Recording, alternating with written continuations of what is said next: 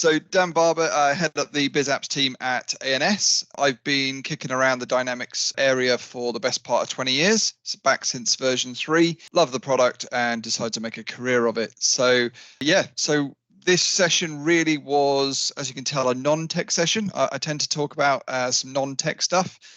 Really, I just wanted to reflect on those sort of 15, 20 years and think, actually, what are some of the patterns that I coach people in, day out? And I thought, well, actually, if I just put them into a deck, maybe they'll be useful to a wider audience. So, and thankfully, Sarah's given me a lovely platform to do so. So thank you very much. So what I wanted to start off with is clearly this is a tip of the hat to Stephen Covey. For those of you who've come across his work before, 7 Habits of Highly Effective People was well, I think his first piece, certainly the first I came across. He's done loads of other bits and pieces since then, but I kind of, it resonated a lot with me. So I started thinking about, well, 7 effective people is very general. But actually, in the consulting world, what we deal with on a day-to-day basis, it's something that's a little bit nuanced to how we operate and how we work. So I thought, well, let's put a consulting slant on that. Or when I talk about consulting, I don't just want to focus purely on people who work for professional services organizations. I think really this kind of stuff applies to anyone working on a project, anyone applying these skills to project work. So I thought I'd pick up from there. So what I've done, the way I've laid this out is 7-ish, because I've kind of bent / slightly broken some of the rules and crammed lots of things into 7 items.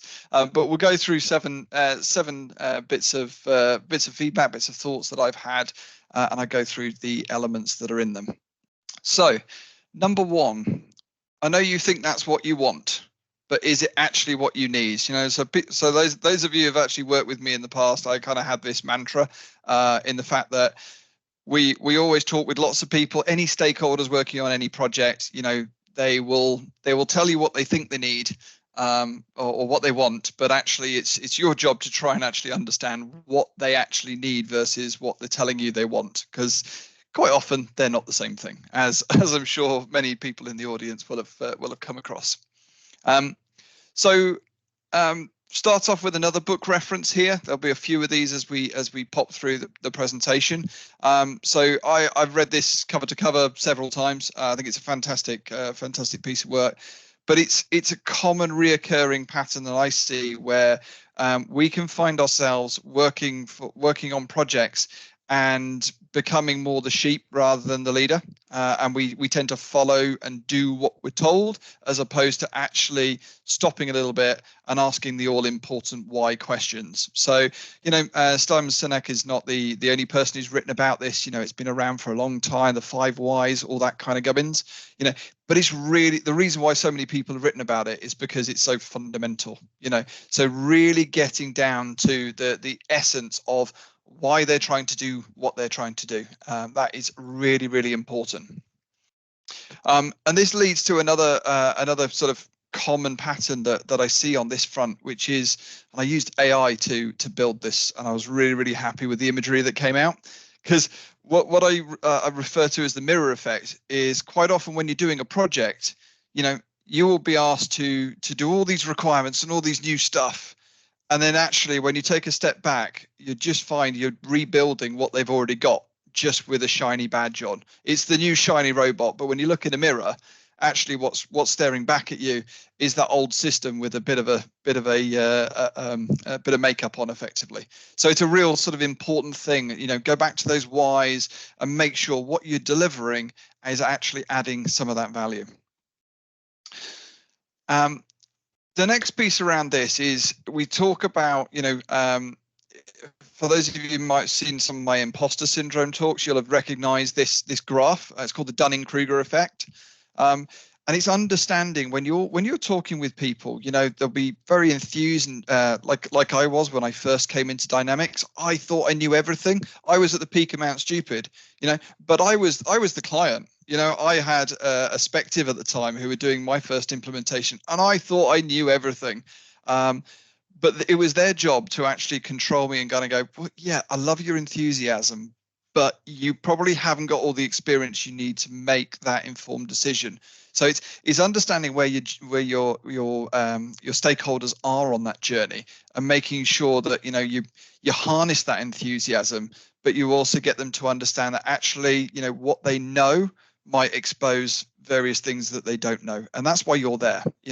We're people who are brought onto projects, whether you're consultants or whether you're someone leading a particular program or project.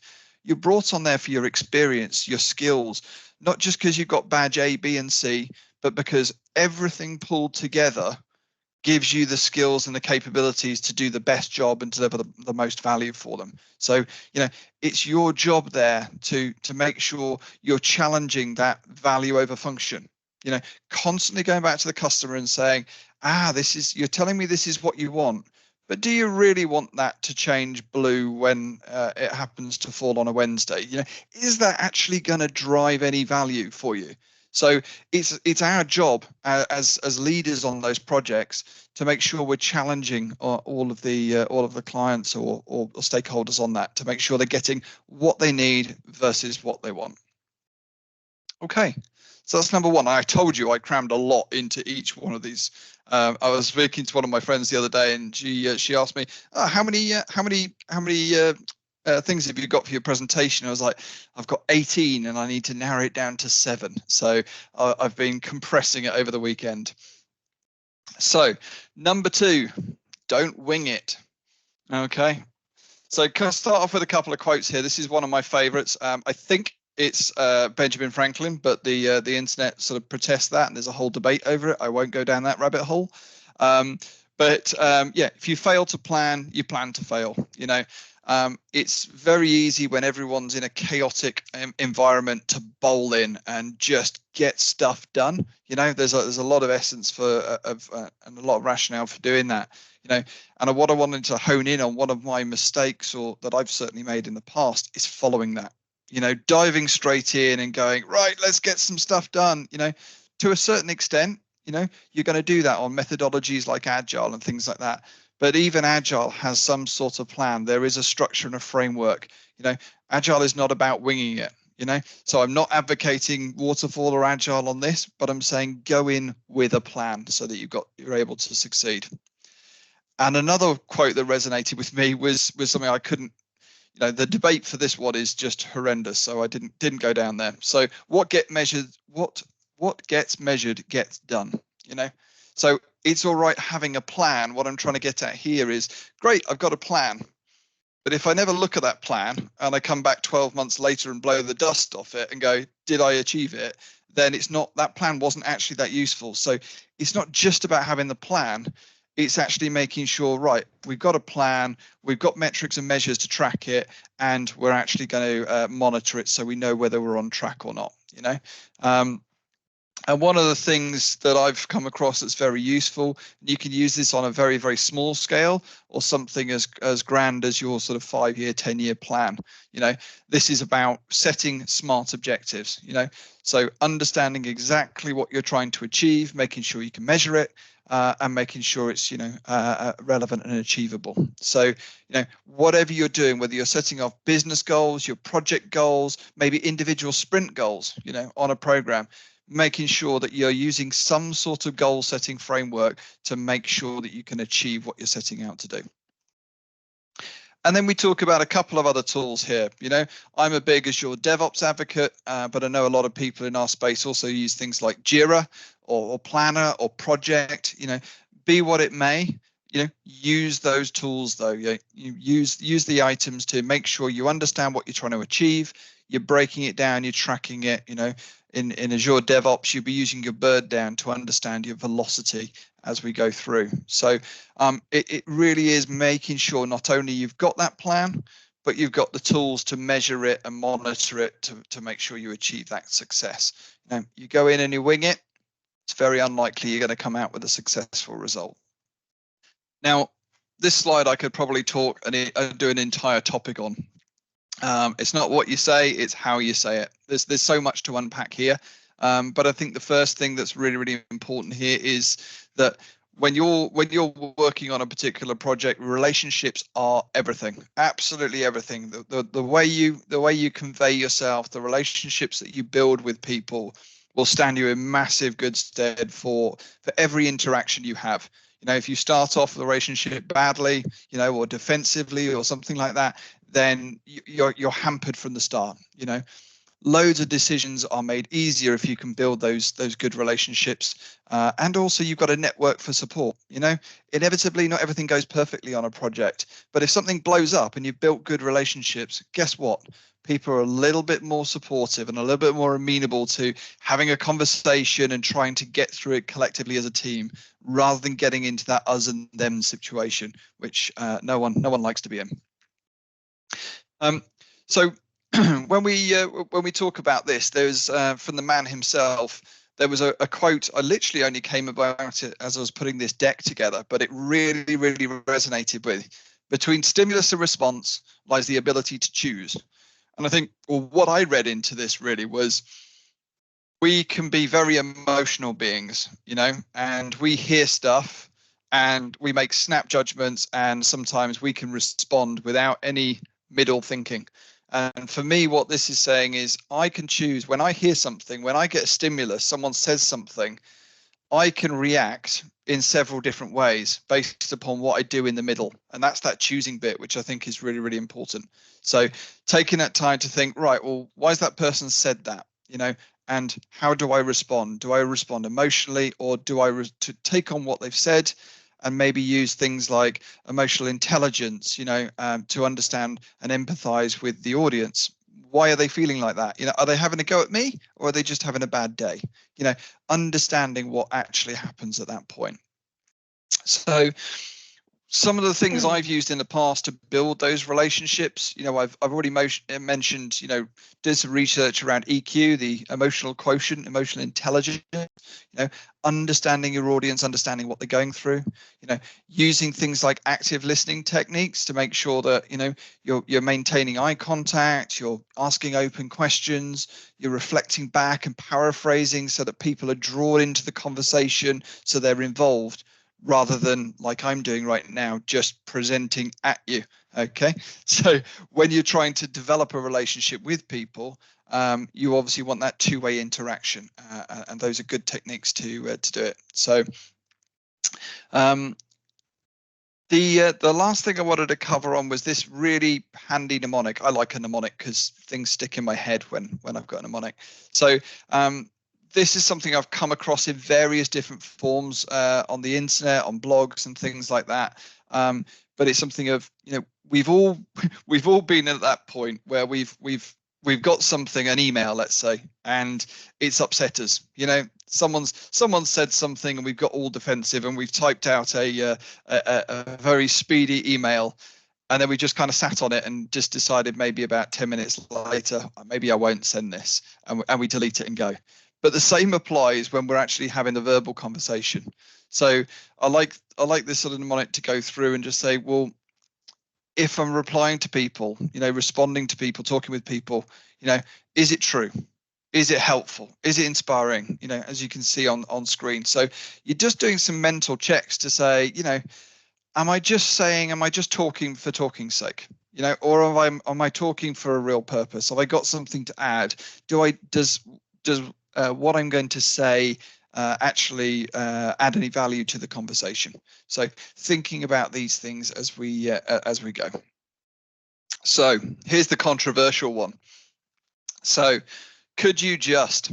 So we all know that projects run on this kind of thing. The golden triangle, the project triangle. It's got lots of different names. You've got a time, you've got a cost, and you've got a scope. And they've got to be balanced in order to deliver the quality and the output that somebody wants from their particular program.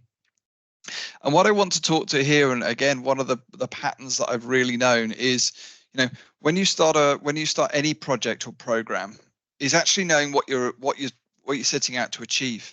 In a consulting world, it's normally some form of contract document, like a scope of works, that tells you exactly what's trying to be achieved, what the goals are, what the outcome is, but it's everyone's responsibility when they're engaged on that project to understand what they're trying to achieve.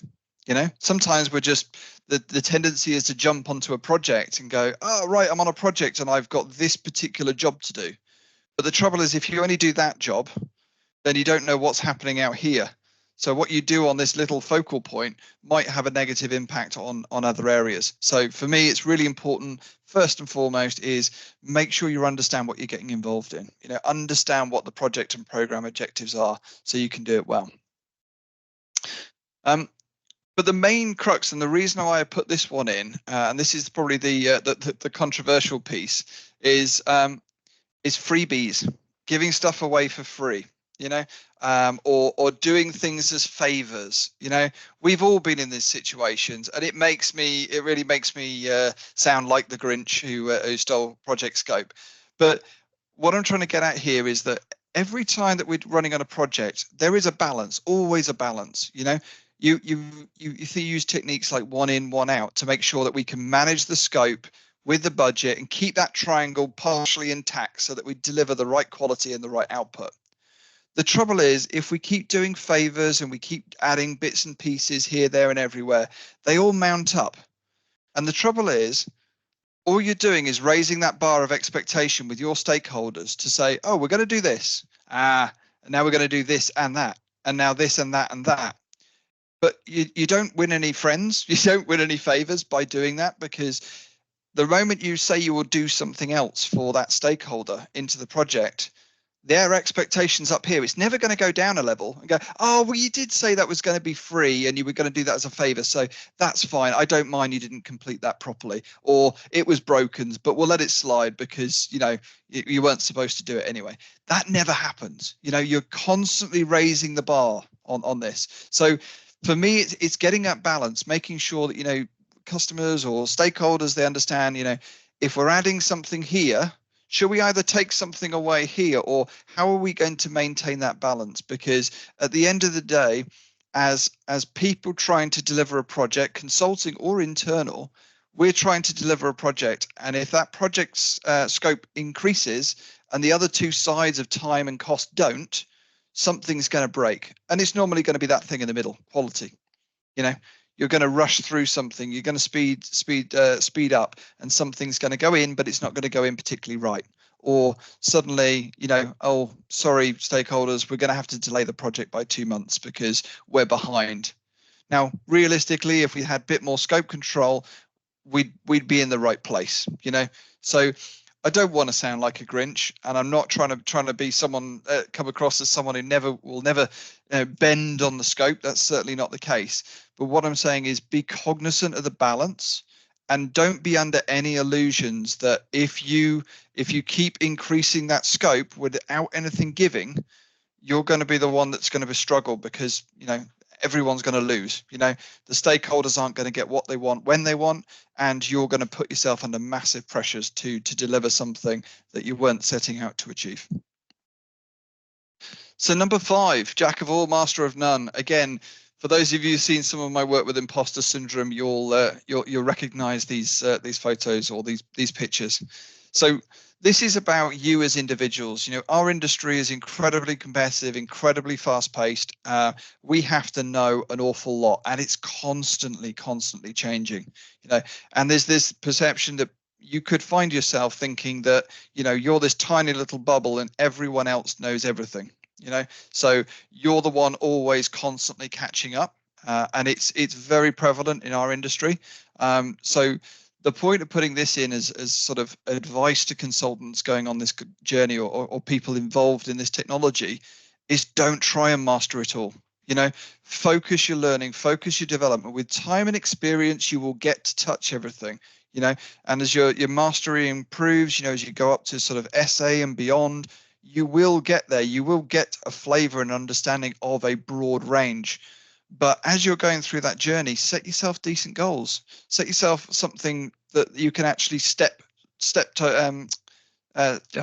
take stepping stones through to get to where you want to do.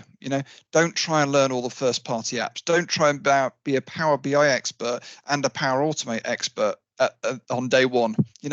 Take those tiny steps through. Because what you'll find, particularly in our amazing community, is, what you know isn't a microcosm of what everyone else knows. Actually, it's your network. You have very unique knowledge to your experience, your skills, and you're surrounded by hundreds of thousands of people in our community that can help you out. We've got, community power users on the call right now. We've got people who are always there to share and help and support and be additive to your knowledge, and you will be additive to theirs. So don't try and learn everything. Don't set yourself that goal, that mountain you can never climb on day one. Okay. And I'll take a little step to talk about social media stuff there as well. When you're trying to research it, you're constantly getting a drowning effect of, news feeds, blogs, articles, YouTube videos. There is so much content out there, but the same applies. Set yourself some bounds, set yourself some goals that you want to develop in and focus in, smash that and then move on to your next one. Don't try and tackle everything all at once. Same applies to that social media stuff. Tailor what you're trying to learn, tailor what you're digesting. Don't try and digest the internet. I know it sounds silly, but I made the same mistake on X when I joined that. I tried to literally read every tweet, and it was, I think someone used the phrase drinking from the fire hose, and it's so true. You cannot absorb all that information. So tone it down, have a development plan, and keep to it.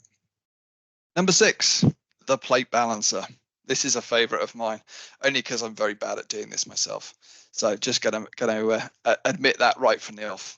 So I guess you probably all know where I'm coming from this. We're all guilty of taking on lots and lots and lots of things, and then taking on some more just for good measure.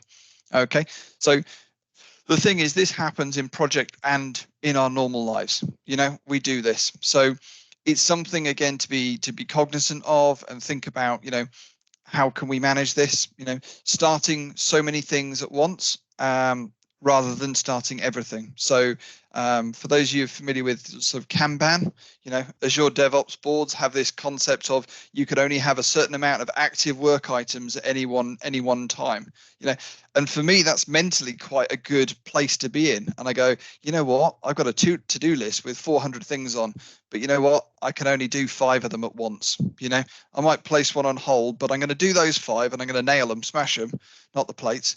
And then I'm going to move on to the 6th one, drop one off, pick one up, and it's easier said than done. Don't get me wrong. But it's, if you can get into that mental headspace of, right, okay, I'm going to pick up what I can achieve. I'm going to do that, and then I'm going to move on and pick up some more. And what you'll find is, it's okay to say no, and it's a skill that we need to develop. It's not something you just wake up to and go, I can politely and professionally say no to all my colleagues, including my CEO. It's a skill. It's something you need to develop and learn and play around with, but just starting with the fact that, you can control this. You can say no to things. You can manage your workload to make sure that, you focus on what you need to focus on. The other one is that adds to this plate balancing, and I came across this concept the name of it, of the monkey on the shoulder, very recently, actually in some training I did, and I thought it was really, really good. Is we're all guilty because we're in such an amazing community, and we're generally, we are people that like to help, that like to support others. It's very easy to adopt someone else's monkey. And what I mean by that is taking their problems on for yourself, being helpful and being supportive, sometimes over supportive, and taking on almost, you've got a full plate, you've got your 5 plates spinning, but actually someone's struggling, someone's helping, and you're wanting to help them out as well. The trouble is, if you can keep doing that, and then actually you don't end up helping that person because all you've done is pass the problem around, but it's still, the problem's not resolved because you haven't really got time to support them. So it's just, again, being cognizant of your bandwidth, understanding what you can do, what you can't do, and managing that balance. So I talked about the Kanban board earlier. So understanding, what you've got in progress. Don't end up with 300 tasks in the middle column, because you're only going to be harming yourself and your own image, because realistically, when you think about it, you want to be known as someone who is a finisher, someone who's a completer, someone who actually takes something on, takes the accountability and goes, you know what, if I give that to Dan, he's going to get that done. Not, oh, Dan's really busy. I know he'll help me out, but he's got 101 other things on his plate. So hopefully he'll be able to do something for me. I don't want people to hope that I can do something for them.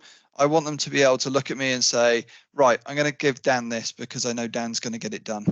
So think about, am I being helpful, or actually am I damaging my credibility by taking on so much stuff? Because how does that end perception look if you don't complete these things? So these are all things to think about. These are opinions. Obviously, everything's very subjective, but hopefully some of this is resonating with some of you. And then lastly, nice simple one. So again, another AI generated. I had fun trying to generate this particular image. But what I'm trying to get at in here is, you know, we often or seldom take the time to stop and reflect and understand what we're doing, what works well, what doesn't work well. You know, for those of you on projects, you might have done retrospectives. You know, sometimes you might do a retrospective at the end of a project. But what I'm talking about this is take this concept and shrink it down right to your day-to-day things. Okay? So as I'm doing this presentation, you know, I'm talking at you a lot. But if this is a workshop, you know, and you're getting a lot of information sent to you, it might be good for you to stop and allow your audience to think.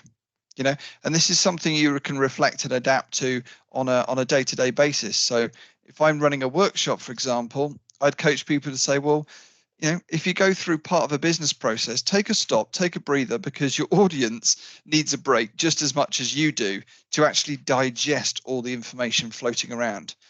And then go back in and maybe recap or paraphrase what's been said. So you bring the audience on the journey so they're engaged, they know what they're talking about, and they're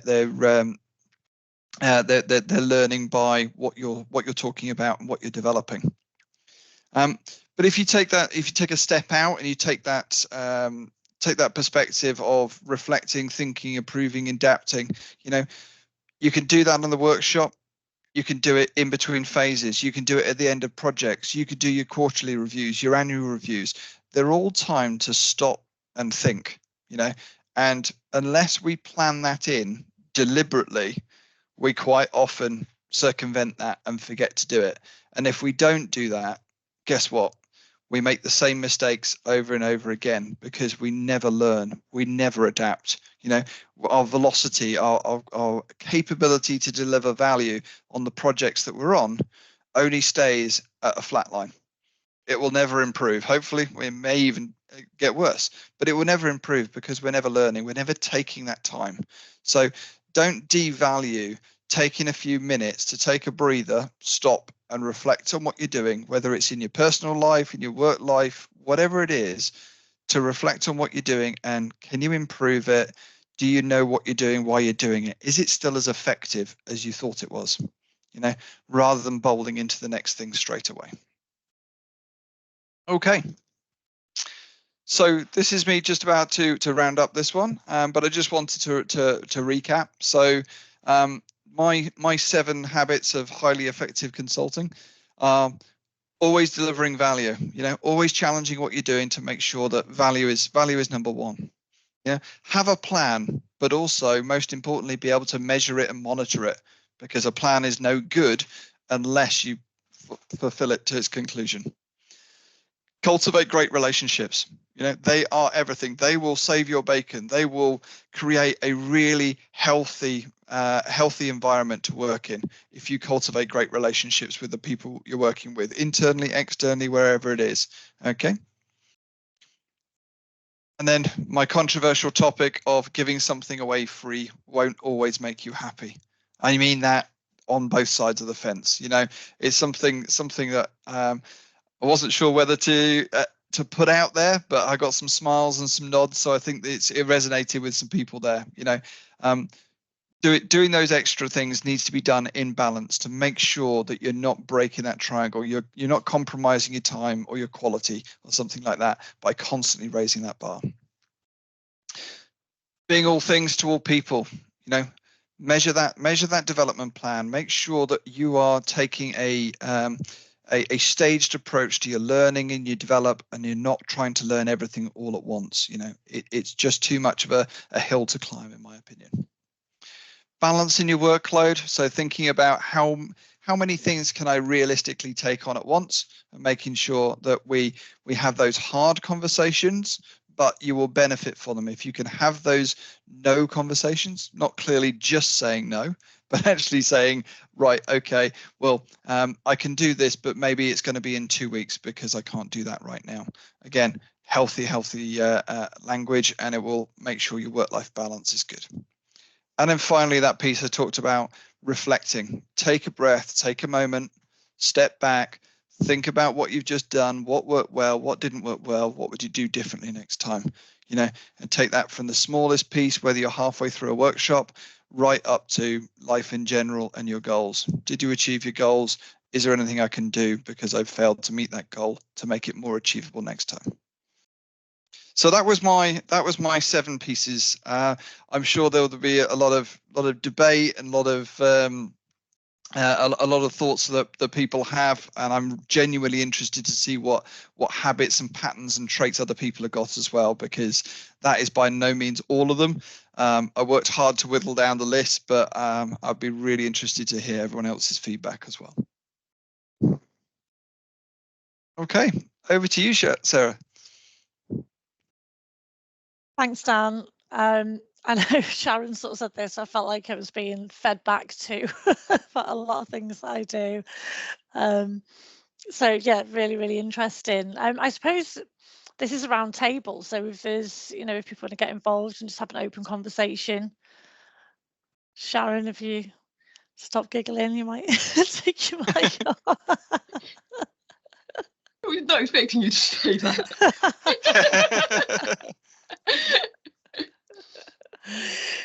Yeah, loads of nodding going on there, but I can't see everyone's faces. I'm not sure whose cameras are on. Was there anything specific anyone wanted to comment on there as part of Dan's presentation? Anything that stood out?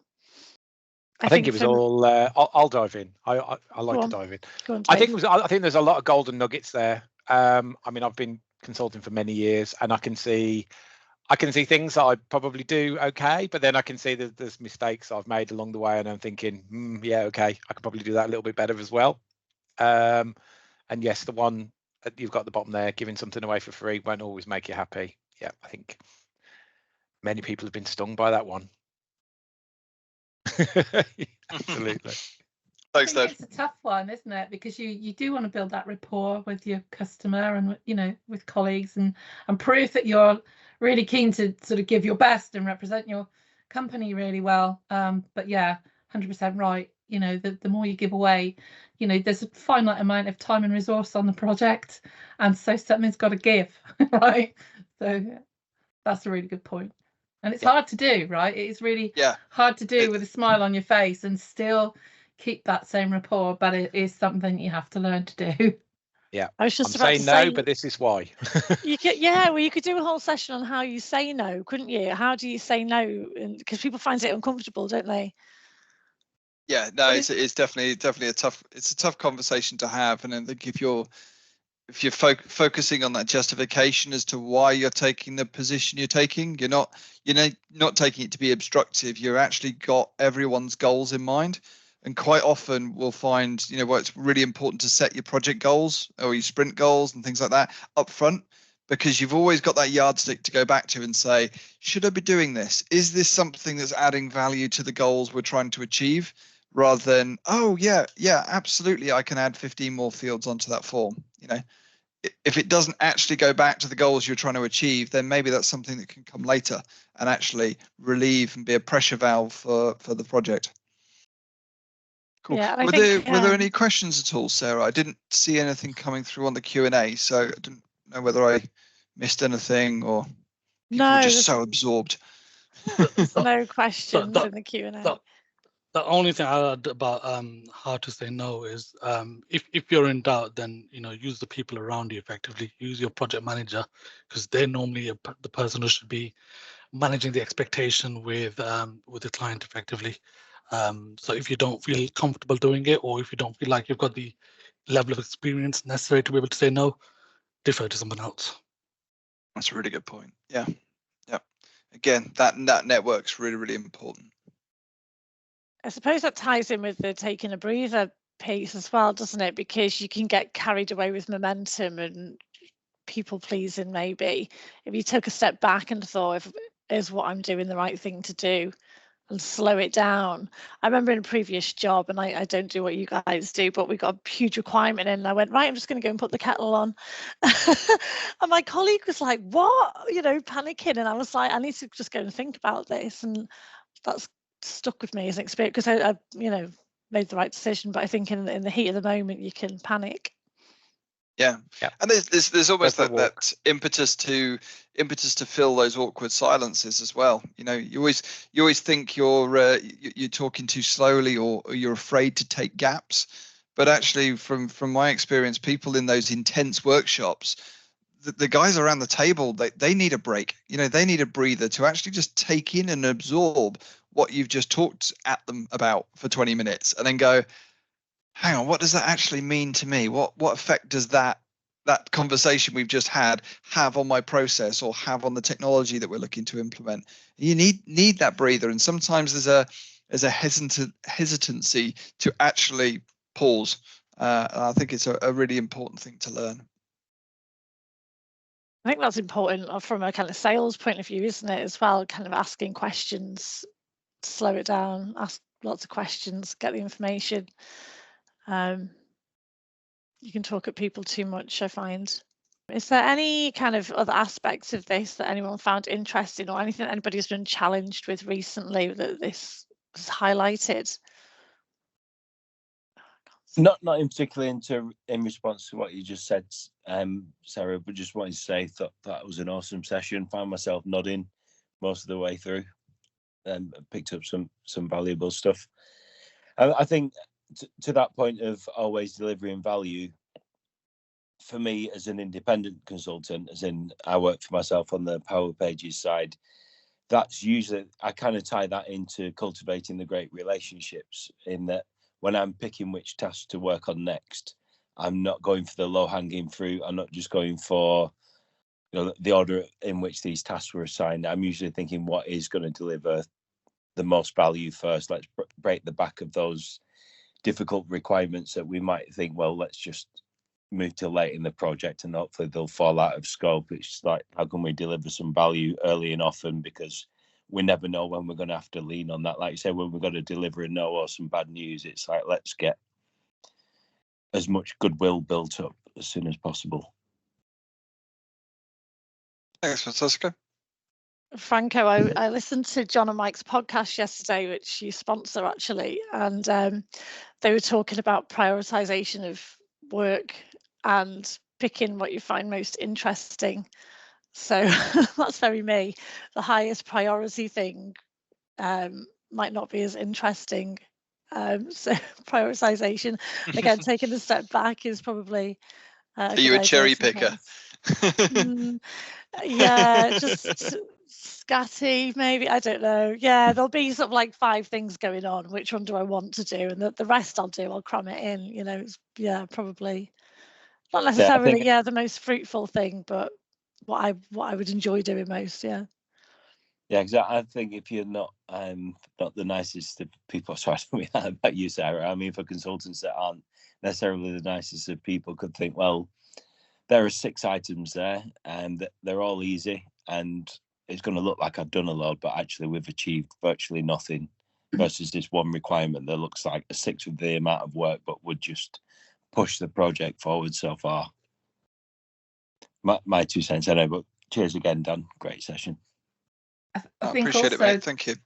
There's like sometimes an element of, because we love the tech, right? Because we just love it. There can be an element of, right, I want to run with the thing that I really enjoy doing, or something that I would really like to get involved in, and maybe pushing some other things that actually have more of a value to the customer a little bit down the road.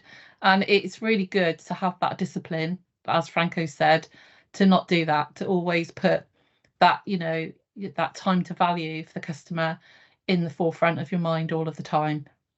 Yeah, I think that value can also be for yourself as well, because it's something that's most valuable for the customer might be the most difficult thing that you find to do. Like, you love the tech, but not this particular piece of tech that you know is going to add the value.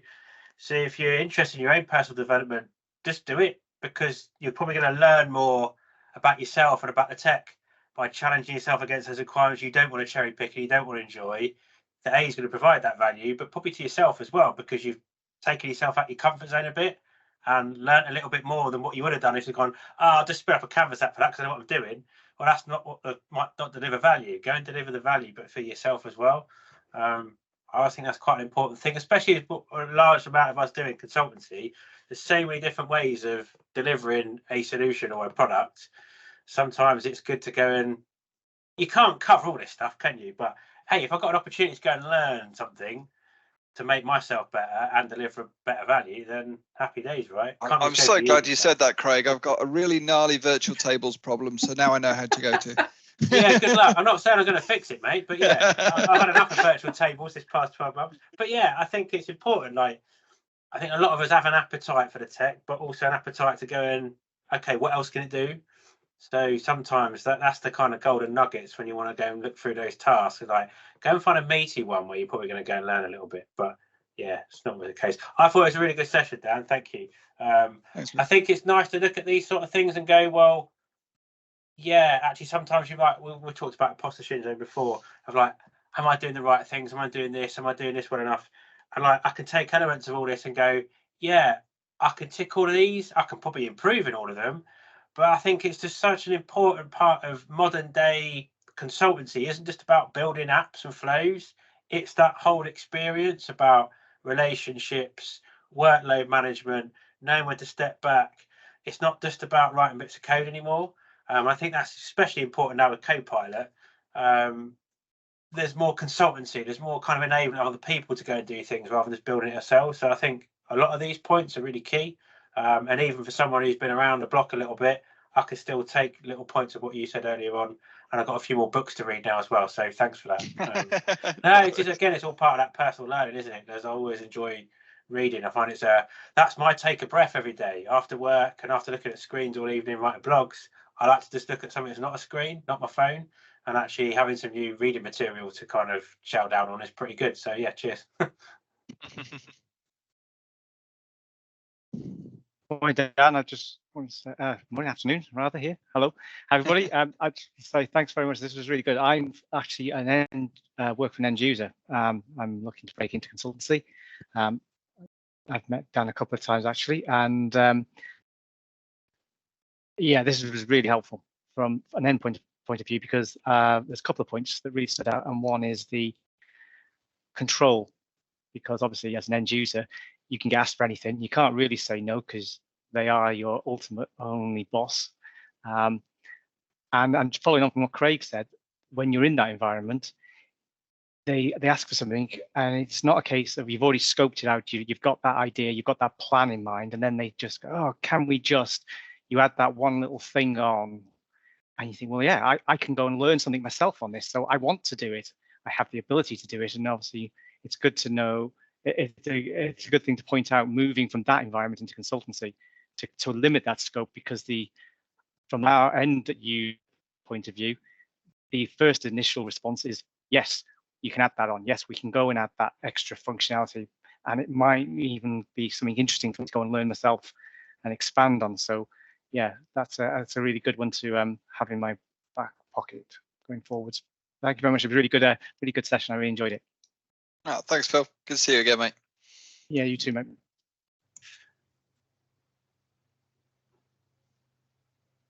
Anyone else? Anyone got any nuggets that they've or patterns that they find useful? I just want to say, Dan, first of all, this has been a really great session, and a lot of these points really do resonate with me as well. And the way I'm looking at this recap now, I'm kind of viewing like the first point of always delivering value as like sort of like the top of a hierarchy of all the other points all feeding into this, because ultimately, like, I've discovered over time working within the Power Platform that time is definitely the most valuable resource we have on any project. And like, the better we can control and manage that, it will ultimately lead to like a better overall end product getting delivered as well. And like when it comes to like creating great relationships within like a project environment, it's always good to know who's who within a project, what stakeholders are involved with each different aspect of the project as well, and who have you got to lean on for support, etc. And I feel like it's been really useful and really good to hear like other people also like having opinions and resonating with a lot of these points as well. And it's definitely been like a lot of stuff discussed today, which we will take forward. I'm really glad it's been useful, Jamie. Thanks for the feedback, man. Yeah. It is good though, isn't it? I think it doesn't matter how experienced you are, just a bit of a recap on, am I doing things right? Or, you know, little bits of those skills might sort of drop out. With experience, you know, you kind of bumble along, don't you, doing the same thing, and then you just go back and read that book again and you'll find something that you'd forgotten about that you put back into practice. Yeah, absolutely.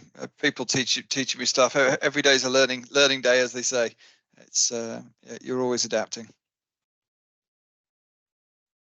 Yeah, 100% as well. Every day is like a new opportunity to learn and grow and develop. I think it has to be in this space. I don't know how you lot keep up.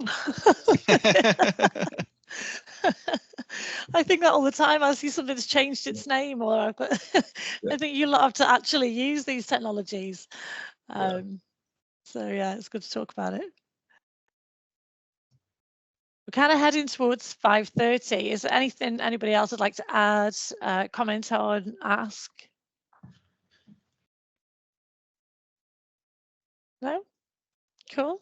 Well, that was really useful, Dan. Really, really interested. We've had some great feedback messages coming through already with people that joined. But anytime you want to come back and speak, you're always welcome. But yeah, thanks again and have a great evening, everybody. Brilliant. Thanks ever so much for your time, everyone. Thanks, really appreciate Sarah. it. Thanks, Thank you, Dan. Sarah. Thank you. Brilliant. Bye. See you Thursday. Bye. Thanks, Dan. See you. And Sarah. Thank you.